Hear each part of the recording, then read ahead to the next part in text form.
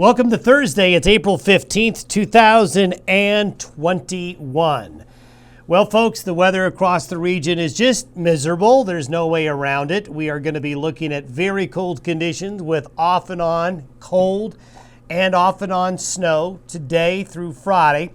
We do see a little bit of a break in the weather this weekend, but I tell you, folks, it is going to be pretty miserable. We're going to continue to have travel and livestock concerns through early Saturday. We've got many road closures right now as we record this video and this podcast, and it's going to be hard to get roads open with off and on snow and very cold temperatures and brisk winds, especially along sections of Interstate 80 and the higher elevation roads in Wyoming and Colorado.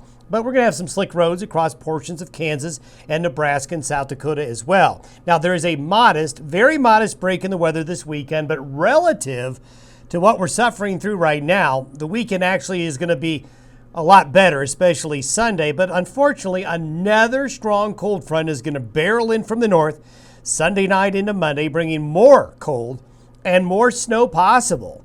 However, there could be a light at the end of the tunnel. Question mark, question mark. It's not a train. I do see maybe some relief from this cold weather coming, and we'll show you when we might think that's going to be. Speaking of angry villagers, I come in very early each morning to work, and this was the scene outside my office this morning. I'm just joking, but kind of feels that way when you have prolonged cold like this and you think that you're going to have some angry villagers coming after you if they hear one more bad forecast. And unfortunately, 3/4 of this podcast is bad weather-wise. However, we'll get to the good news here in a bit. Now, here's where we are right now. We have this area of low pressure just about centered over Salt Lake City by noon today, drifting slowly through the region. It's not a terribly strong storm, but it's got cold air, unstable air, and there's a fair amount of Pacific moisture with it overrunning the cold air on the ground. You can see that it's going to move very slowly through the region over the next 48 hours. So for today, tonight, and Friday, it's not continuous snow chances, but off and on with a lot of clouds, brisk east upslope winds, and chilly temperatures. These are our temperatures by this afternoon relative to average. So you can see all the purple, the blue, and the green, which really means that's where the coldest air is going to be. Where you see the yellow or the oranges, well, the cold air is not getting into those areas just yet, and you're going to be west of the divide a little bit protected. But if you're east of the mountains, there's no escaping the cold. Now, through the next 72 hours, this is what the precipitation looks like.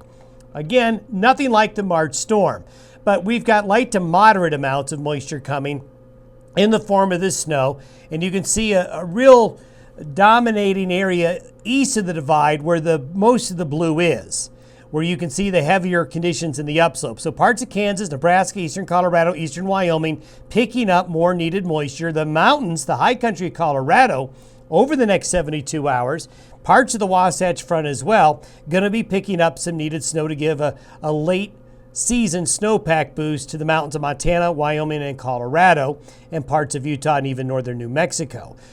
As we go forward, though, as we get into the weekend, a couple things I want to point out. Now, this is for late Saturday. We still have a broad area of low pressure getting squeezed out, but the low is weakening by Saturday and the Sunday. So this will lead to some improvement. But the problem we have for the weekend is you notice the wind barbs. This shows which way the wind is coming from. So you can see that the winds are coming from the north aloft, pulling in some colder air. So even though we have weakening low pressure, and even though I do see some sun coming in this weekend, especially Saturday, it's just going to be a very modest warm-up. You can see we still have a powerful, very big ridge sticking up all the way into the north slope of Alaska as we get into the weekend, which is causing the air to be displaced from here and displaced south. And as we've shown you over the last couple of days, this little ripple here in the jet stream is a weather disturbance heading due south. The source region for the cold air with this wave right here is coming from the Northwest Territories and just off the Arctic Circle. So there's a pocket of really cold air coming in behind this wave that's headed due south.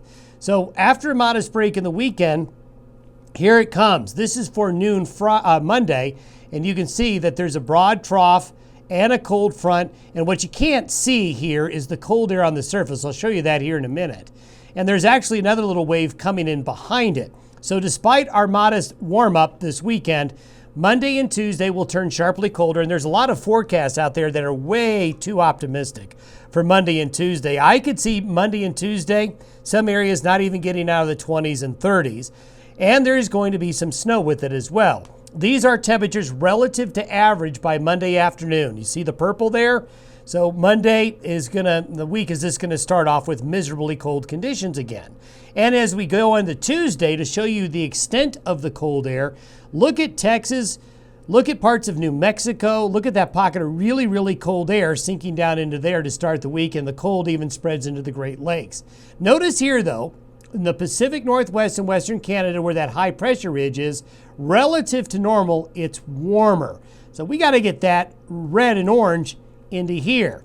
How do we make that happen? Well, I'll show you that right now. This is temperatures, the forecast for Friday, relative to average.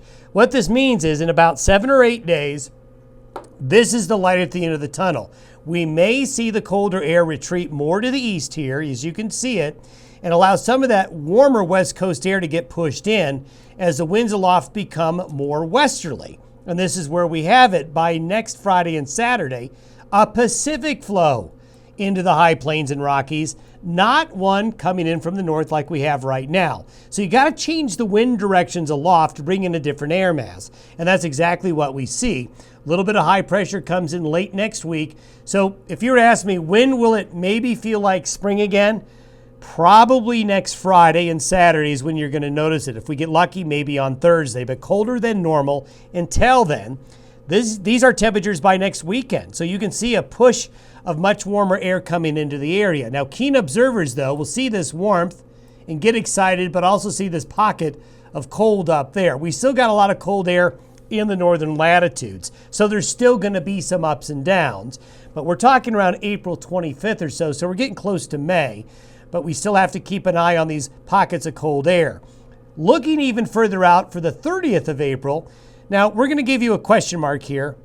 Not sure that this will transpire, but right at the end of April into the beginning of May, long-range charts are hinting at a high pressure ridge and warmer air coming into the region right here at the end of the month, while the colder air is more towards the Great Lakes and east. And I think that the possibility of this regime, I think, is actually fairly good. It's something that we're going to keep an eye on. So I'm showing you here some hope that our winter weather that we have right now is going to eventually wear itself out, but it's going to be 6 or 7 or 8 days before that happens.